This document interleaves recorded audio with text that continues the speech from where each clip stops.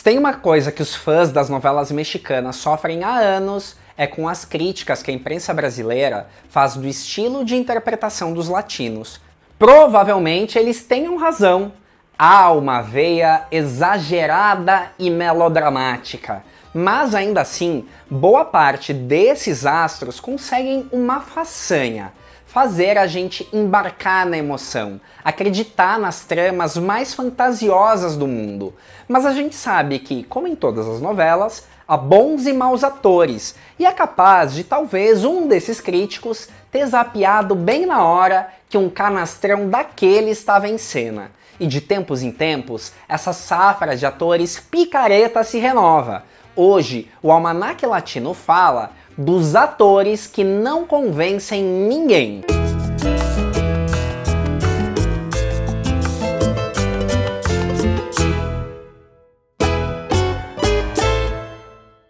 Olá, meu nome é Thiago Fernandes e esse é o Almanaque Latino, o canal onde novela mexicana é levada a sério. Se tem algo que precisa ser convincente neste programa, é o meu pedido para você se inscrever no nosso canal.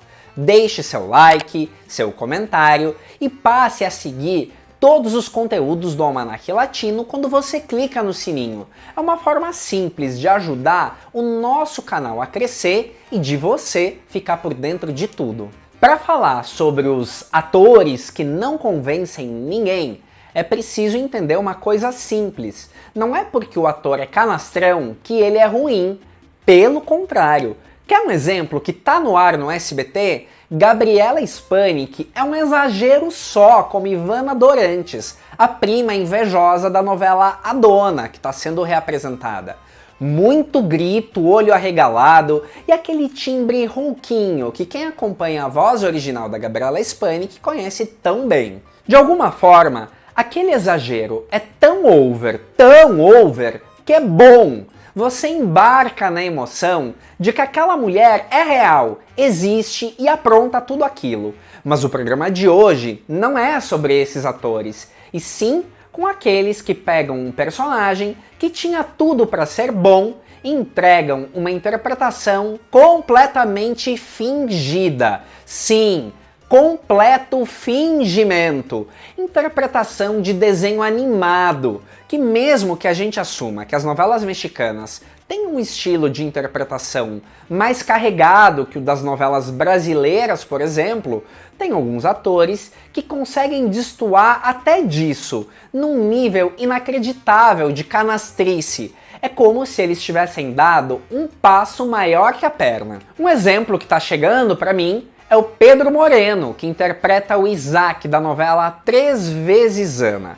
Na novela, o Isaac é um jovem extremamente ambicioso e que pretende seduzir a Ana Letícia, uma das personagens que Angelique Boyer desempenha, para ascender socialmente. Tem duas coisas que eu considero ruins no ator. A primeira, a dublagem brasileira camufla bastante, mas o ator tem um sotaque cubano muito carregado, ao mesmo tempo em que ele interpreta um personagem mexicano com pai e irmão mexicano. A outra é a pseudo-sedução que o personagem usa para alcançar os objetivos dele. É como se você estivesse aí sentado vendo o almanaque e eu te pedisse: levanta e seduz alguém. Faça uma cara de Dom Juan, olhar misterioso, e de repente você imitasse o que essa ideia te passa. Essa é a interpretação do Pedro Moreno. Eu já falei que eu acho a direção de elenco de 3 vezes Ana, a cargo de Sérgio Catanho, um pouco problemática, mas esse ator tá com um papel muito grande em mãos. Pior é que ele deve ter convencido ao menos a produtora Angelina Medina, já que ela escalou Pedro Moreno para um papel bem parecido na novela que ela fez em seguida a 3 vezes Ana. Não é que eu antipatize com Pedro Moreno, eu só acho que ele pega uns papéis acima da capacidade dele. Para quem lembra de um reality que o SBT produziu muitos anos atrás, chamado Protagonistas de Novela, e que tinha como objetivo revelar novos talentos, o Pedro Moreno surgiu na versão americana desse mesmo formato. Os primeiros papéis dele na Televisa também não ajudaram a tirar a impressão de que ele era um fingidor e não um ator. Talvez você já não lembre, mas ele, caracterizado como um homem mais velho, apareceu na reta final da novela Lágrimas de Amor como um novo amor para Vitória Rufo. Nada a ver, né? Curiosamente, esse perfil do ambicioso sedutor é um terreno fértil para picaretagem. Você lembra do Carlos, interpretado pelo Sérgio Mayer na novela A Madrasta em 2005? Nessa produção de Salvador Mejía, o Saradão vivia um rapaz pobre que se passava por rico e renegava o pai, um homem extremamente simples e humilde. E era muito engraçado que o elenco de A Madrasta era recheado de astros do primeiro nível da Televisa, mas o Sérgio Mayer, tão caricato, tão ruim, tão inexperiente, ocupava um tempo de tela impressionante.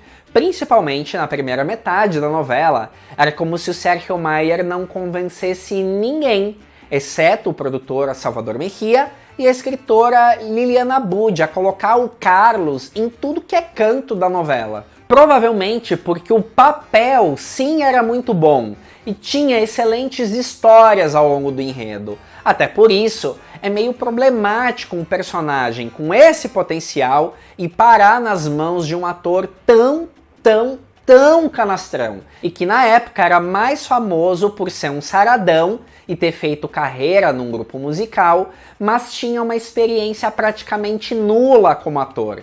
E é aí que mora o mal dessa prática. Tira oportunidade para um ator realmente mais qualificado interpretar esse papel. Porque às vezes a gente gosta do ator, mas tem certos personagens que estão acima da capacidade dramática deles.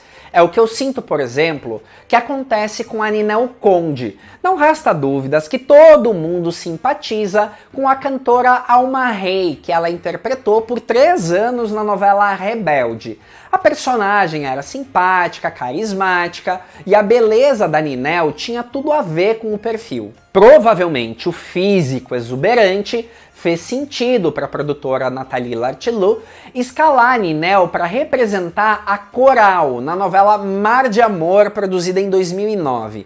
A personagem era uma mulher misteriosa e que tinha uma figura que meio que hipnotizava e seduzia os homens. E aqui é outra história problemática. É como se a capacidade da Ninel como atriz dramática fosse até aqui e a Coral exigisse que ela fosse até aqui. Mas você deve estar pensando, Mar de Amor foi um circo, todo mundo atuou mal, exagerado. Mas mesmo nessas novelas com perfil ultra exagerado, habilidade e experiência conta, justamente para fazer um bom papel de vilã se tornar memorável, sobressair. É o que faz, por exemplo, uma Itati Cantoral histérica se tornar inesquecível com uma Soraya Montenegro de Maria do Bairro, ou a própria Gabriela Spanik, que eu citei pela personagem que ela faz em A Dona. É o que separa interpretações memoráveis das esquecíveis, e senti que a Ninel ficou no meio do caminho nessa personagem de Mar de Amor. E eu imagino que pegar um papel dessas vilãs tão fora da casinha deve ser uma tremenda oportunidade para uma atriz que pretende se tornar conhecida. Porque independente se a novela é bem escrita, bem atuada, esses papéis oferecem uma grande visibilidade para o trabalho daquela atriz. Uma novela da safra recente da Televisa foi Contigo Sí, produzida por Inácio Sada em 2021. Na história, haviam daqueles personagens de vilã mimada, caprichosa e instável emocionalmente. Para quem não está situado, Contigo Sí é remake da mesma novela que serviu de base para Camila em 1998, quando esse personagem foi interpretado pela maravilhosa Damari Lopes. Mas dessa vez, o papel recaiu para uma atriz muito ruim, fraca de tudo, chamada Bárbara Islas. A personagem chamava Samantha e acho que um dos primeiros erros é que a atriz já estava um pouco acima da idade para figurar como uma jovenzinha caprichosa que tem tudo ao alcance dela. E no decorrer da novela, eu observei que havia material para uma atriz carismática brilhar, Sabe, 1000 cenas de barracos, da personagem bem histérica? E aí, acho que resume muito o espírito do programa de hoje. Às vezes, o material para se trabalhar até é bom. Bota na mão de alguém ruim para você ver o que acontece. A certa altura do enredo, a Samantha tem um acidente, fica desfigurada e começa a usar uma máscara. Como você deve imaginar, essa figura da vilã mascarada seria um prato cheio na mão de uma atriz competente que tirasse proveito desse momento delirante do folhetim para deitar e rolar. Não para essa péssima atriz, canastrona no pior sentido que pode existir, que jogou fora uma baita chance. E às vezes até o principal personagem da novela vai parar nas mãos de um desses atores que não convencem ninguém. Em 2004, a até então inexperiente Camila Sodi foi escalada para um remake de nada mais, nada menos que Maria Mercedes, protagonizado pela Thalía.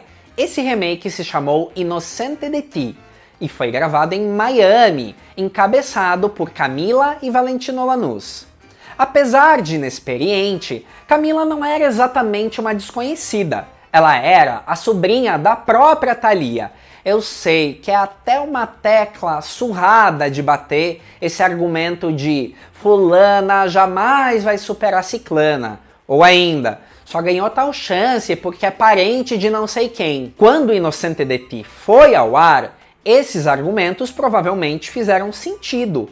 Por algo, esse tipo de frase é tão comum, ainda mais quando colocam a menina para fazer o mesmíssimo papel que a tia fez. Camila Sodi foi massacrada pela imprensa e não causou uma impressão tão boa junto ao público, mas a atriz seguiu se aperfeiçoando, trilhando seu próprio caminho, tocando as próprias portas. Enfim, tô querendo dizer que dali pra frente, ela conseguiu se descolar um pouco dessa coisa de ser a sobrinha da Thalía. Só que apesar disso, pelo menos no que diz respeito às telenovelas, ela nunca conseguiu ser uma unanimidade. Pelo menos é a impressão que outra grande oportunidade que ela teve deixou. Eu me refiro ao remake de Rubi, produzido em 2020 em formato de série e que aqui no Brasil está disponível no catálogo do Globoplay. Na época de Rubi, eu sinto que as críticas se concentraram na questão dela ser ou não tão bonita quanto a Rubi original. Se Camila Sodi seria essa femme fatale capaz de seduzir metade dos homens do elenco.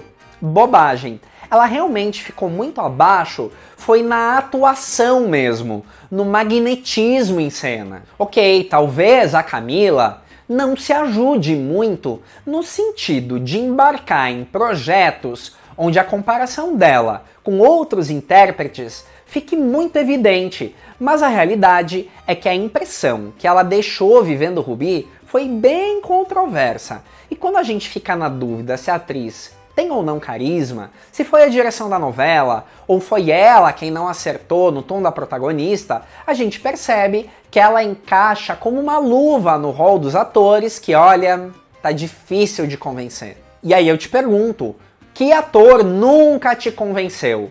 Foi em todos os papéis? Foi num em específico? Conta pra mim. Quero ver os comentários inundados de denúncias de atores picaretas em alguns papéis. Deixe seu like, seu comentário e até a próxima edição do Almanaque Latino.